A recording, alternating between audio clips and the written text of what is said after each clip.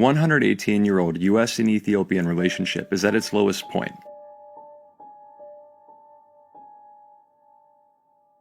A local Ethiopian American community gathered to protest in the Galleria neighborhood today. They are asking the U.S. government to stay out of their country. US-Ethiopian policy has been short-sighted, inconsistent, contradictory, biased, counterintuitive, simplistic, and often divorced from the reality on the ground. It's also mired in old thinking for too long. Many Ethiopians find it very puzzling. Our research uncovered the actors behind the destructive counterintuitive US policy toward Ethiopia. Hands up Ethiopia! Hands up Eritrea! Hands up Eritrea! Ethiopia is becoming more populous, youthful, urban, mobile, educated, and networked. These demographic transformations, as well as emerging political, economic, and security trends, are increasing Ethiopia's significance to the U.S.'s national interests. In the last 30 years, a few individuals in the U.S. government have wielded tremendous power and influence on African matters in the White House and the State Department. After leaving public office, these individuals seek out employment opportunities that capitalize on the political connections and expertise that they developed while in office. Intellibridge is a strategic analysis firm in Washington, D.C. that works with African governments. Susan Rice and Gail Smith were employees of this firm. Hamilton Bean, a former Intellibridge employee, in his 2011 book says, Gail Smith and Susan Rice worked to sell Intellibridge services to African government clients. This creates a conflict of interest when these figures return to power and make decisions affecting the same clients who are recently paying them millions of dollars and could do so again in the future. Even if prior relationships do not have a bearing on one's actions in a public office, just the perception of a conflict of interest can undermine the effectiveness of U.S. policy and faith in government. It appears that Rice and Gale concentrated on contracts with African countries, approaching some of the same officials they'd already built ties to as a diplomat, now on behalf of private interests. Neither of them ever revealed who their clients were. The New York Times, however, revealed that the Kagame government was Rice's client.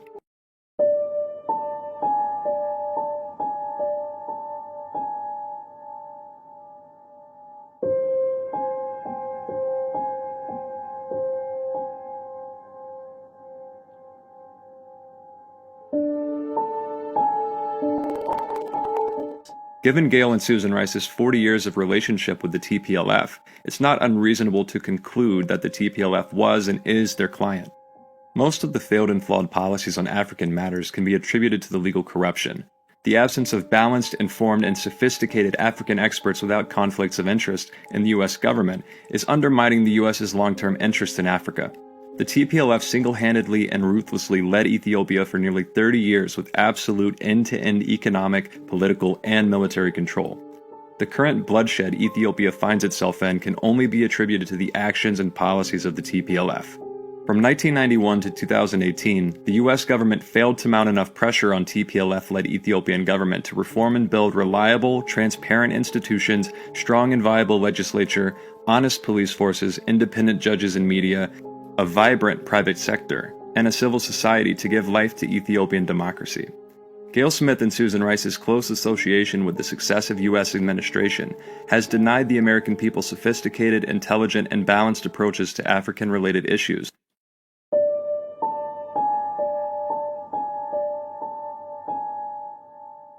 We know that the TPLF looted anything up to an estimated $30 billion from Ethiopia, and it's now using some of these funds to destabilize Ethiopia, to break it up as a geopolitical union, and to seek revenge against those who removed the TPLF Marxists from power.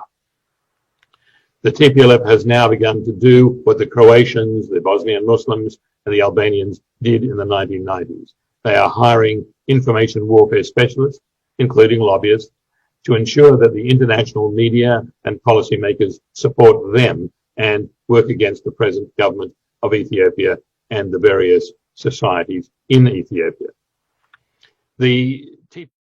30 years of TPLF's violence, bloodshed, brutality, mass killings, genocide, robberies, corruption, mass displacement kidnappings, and atrocities still continued in Ethiopia. At this very moment, Wallo Amhara region is under the control of TPLF. Given the nature of TPLF, one can only imagine the magnitude of utter brutality and atrocities committed in Wallo at this very point.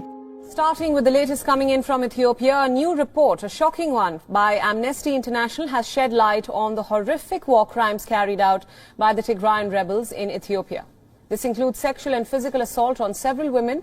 The report says that Tigrayan rebels raped, robbed and beat up several women during an attack on a town in Ethiopia's Amhara region. It is the latest disturbing glimpse into the war-torn country.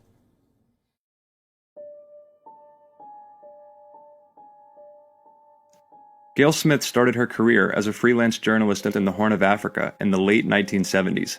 TPLF was virtually unknown to the world until Gail's report started to appear on major international newspapers. In her 1983 article, she defended the kidnapping of 10 Westerners by TPLF, despite the CIA's designation of the TPLF as a terrorist group. 40 years ago, Gail wrote on the Christian Science Monitor February 5, 1981 edition, "The biggest weakness of the Tigrayan nationalists is the lack of external support. The TPLF appears to be the fastest growing new movement." The Guardian's February 18, 1981 edition reads, "The nationalist Tigrayan guerrillas on January 30th called for an international boycott of Ethiopia's military government, while renewing appeals for a united front of internal opposition to topple the regime." The guerrilla war in Ethiopia's northeastern Tigray province is the fastest growing anti-government movement. TPLF has now become a direct threat to the Addis Ababa government. In another article on the New York Times, July 6, 1983 edition, the Tigray People's Liberation Front, TPLF, in the Tigray province is making advances in the political realm by coordinating with several other opposition groups across the country.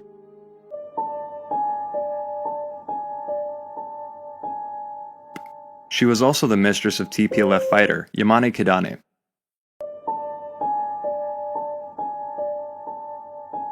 Gail Smith is co-coordinator of the Coalition for Peace in the Horn of Africa. She's lived and worked in the Horn area for most of the last 12 years. She was an advisor in the recent Carter talks in that area. Gail. I would like to address the situation in Eritrea and in some of the non-government held areas of Ethiopia as well. So when Melis died, I went back and looked at all my photographs to ask myself, where for me did this start and where has it come? The first photograph is of a gorilla when I met him over 30 years ago.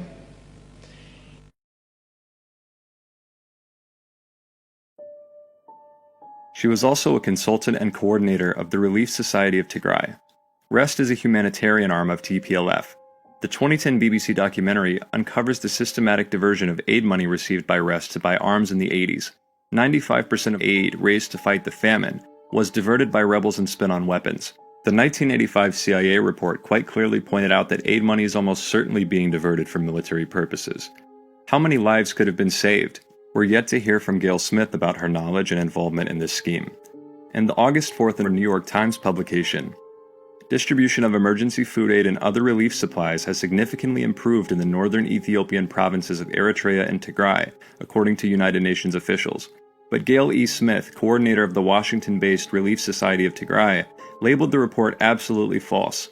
She said that about 3.8 million of Tigray's 5 million people, or more than twice the UN estimate, were in need of assistance, and that the situation was getting worse. Most of those victims are in rural areas of Tigray controlled by anti-government forces, Ms. Smith said. Because the UN mission included Ms. Georges of the Ethiopian government, it would not have been able to visit about 80% of the province, she said. Looks like she was making a case for REST to be a primary distributor of aid in the rebel-controlled areas by exaggerating the number by more than twice the UN estimate.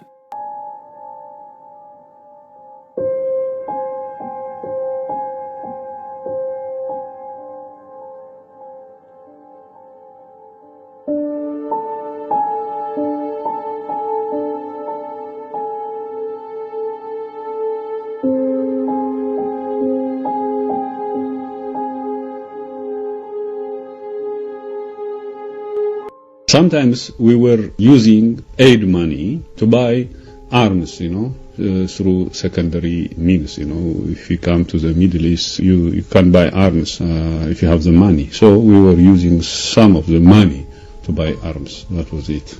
You say that you were using aid money to buy arms. Can you just explain how that process worked? You know this organization called REST, Relief Society of Tigray. It was the humanitarian wing of the TPLF, and through rest, aid money was coming to the TPLF. What sums of money are we talking about? I mean, is it hundreds of thousands of dollars, millions of dollars? What are we talking about? Well, we are talking about millions of dollars. Welcome back. As Secretary of State Tony Blinken is on his first trip to the continent of Africa as America's top diplomat. The State Department is urging all U.S. citizens to leave Ethiopia as the civil war there intensifies. Gail was seen on this video of the recent trip of Secretary of State Antony Blinken to Kenya to pressure the Ethiopian government. The futile mission of resurrecting TPLF will not work. Over 100 million Ethiopians say no more TPLF. Ethiopia was high on the agenda as U.S. Secretary of State Antony Blinken visited neighboring Kenya. Kenyan President Uhuru Kenyatta briefed Blinken on his recent trip to Ethiopia, where The important thing is to have a human capability to develop ourselves and the United States. To my left, Gail Smith, Special Assistant to the President and Senior Director at the NSC, and to my right, Admiral Stavridis and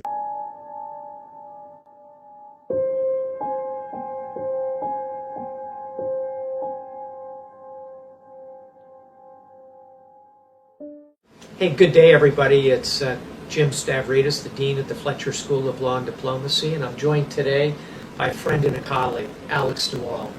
Alex has an unbelievably impressive background in international relations.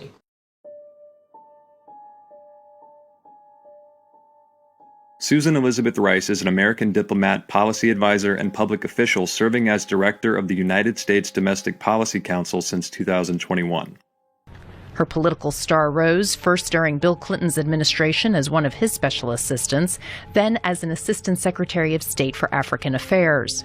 She was an early supporter and advisor to then-candidate Barack Obama and became his United Nations ambassador in January 2009.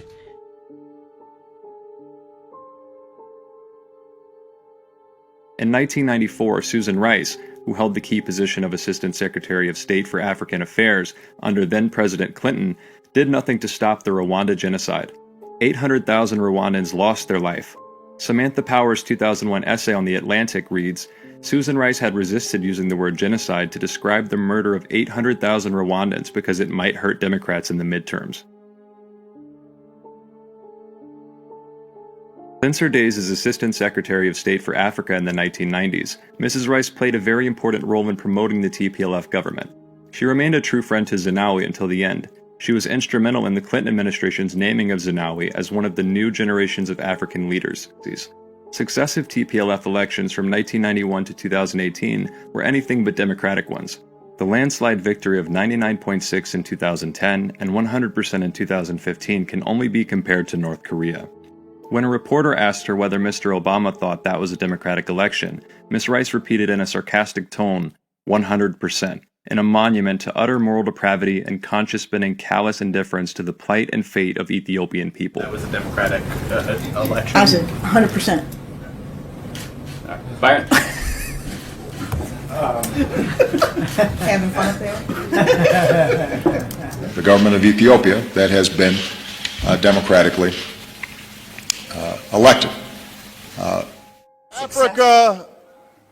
Africa doesn't need strong men. It needs strong institutions.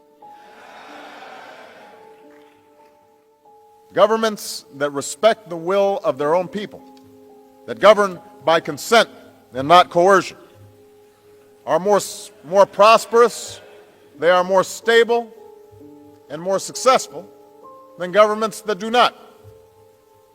This is about more than just holding elections. It's also about what happens between elections. The blank check that was given to the TPLF is what led Ethiopia to its current state of civil war and destruction. Dr. Susan E. Rice delivered a eulogy for a man she called a true friend to me, before thousands of mourners and more than 20 African heads of state in Addis Ababa. She didn't show the minimum of sensitivity to thousands who were killed, imprisoned, tortured, and became refugees as a result of Zenawi's policies. He would always begin by asking me about my children. His inquiries were never superficial. He wanted detailed reports on their development. Then, satisfied, he would eagerly update me on his own children. Of course, he had little patience for fools, or idiots, as he liked to call them. The legacy Meles leaves will long endure. Prime Minister Meles was an uncommon leader, a rare visionary, and a true friend to me and many. We all, my friend, will miss you mightily. May you rest well. And true to your memory, first and foremost, the Meles I knew, he was a devoted father and husband. We know that that's a fact. In Amhara now, we now know that the TPLF has every town that they've gone into, they've looted the warehouses, they've looted trucks, they have caused a great deal of destruction in all the villages they've visited. These children saw their mother being gang raped right in front of them. Sada says she was attacked and raped in August by an armed man speaking the Tigrayan language. It is the story of thousands of women in TPLF invaded Amhara and Afar regions. Yeah! So I decided to echo the voice of one victim. Saba Alemu was 3 years old when she died. A month later, her mother, with a surviving infant, is trying to understand what happened. We shudder as we read the words of rape victims and reports of massacre. And as long as the TPLF is armed, they will continue their violent attack of innocent civilians. And these dreadful stories will not stop.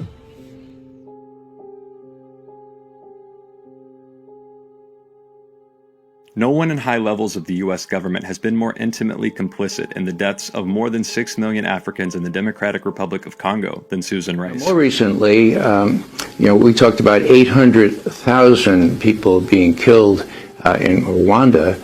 Well, how about 3 million people being killed in the Congo over the last decade? And she's been very reluctant to criticize the major supporter of the terrorists there, Kagame of Rwanda. And it turns out just recently that he happens to have been one of her major clients when she did a tour as a consultant between her tenures in office. So, there are conflicts of interest here. There is a record of really a disregard for ironically enough, the people in Africa.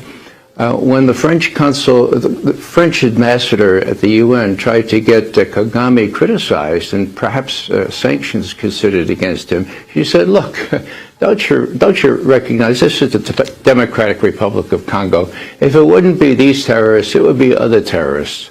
Well, hello. I think everybody understands Susan is a fierce champion for justice and human dignity, but she's... Rice went into private consulting, a common move by former Washington officials, but one that sometimes involves shadowy deals with less than savory foreign actors, whose connections could come back to haunt the government worker should he or she return to public service.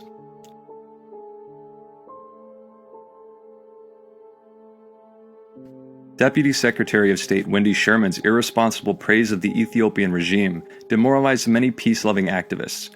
The see no evil, hear no evil, and speak no evil aspect of the U.S. policy toward TPLF led Ethiopia to the current civil war and impending state failure. Wendy is also Deputy Secretary of State in the Biden administration. Ethiopia is a democracy that is moving forward in an election that we expect to be free, fair, credible, and open and inclusive in ways that the Horn of Africa, the IGAD, the Intergovernmental Authority on Development, has been severely weakened as authoritarian leaders in Ethiopia, Eritrea, and Somalia draw closer at the expense of the wider collective. The then UN representative Jeffrey Feltman's eulogy to a TPLF leader cannot be forgotten. Feltman is now the Biden administration's special envoy to the Horn of Africa. Prime Minister Meles was an impressive statesman, a skilled mediator. He will be remembered for his exceptional leadership.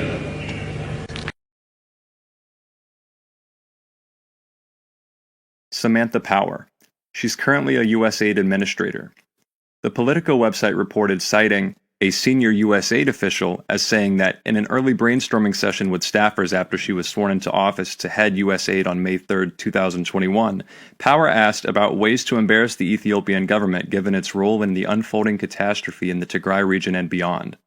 We have to learn a lesson sometime. I mean, we went into Libya. We went into Iraq. We destabilized Iraq. We're still dealing with that. We went into Libya, destabilized Libya. We're still dealing with that. Syria, the same thing.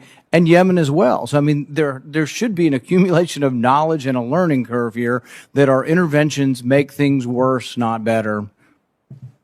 Thank you, Senator. I certainly agree that non-military tools in the toolbox.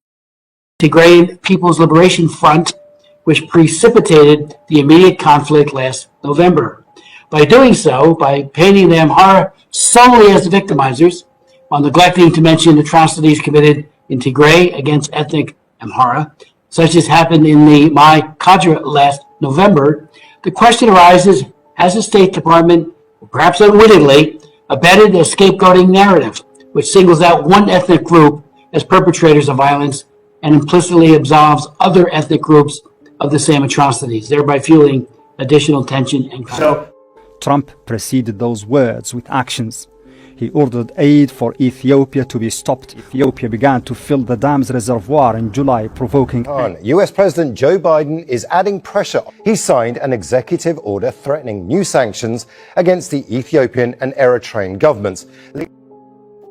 We want the US government to look into the role of those individuals playing in the current conflict in Ethiopia. The ongoing conflict of interest does affect over 200 million people in the Horn. There's a well-founded concern amongst Ethiopians that conflict of interest is at play in the current counterproductive US policy. Gail and Rice's failed policies on Ethiopia, Eritrea, Rwanda, Congo, and the Horn are well documented. Their long public service is punctuated on virtually every line by dishonesty, deception, poor judgment, and a total absence of wisdom.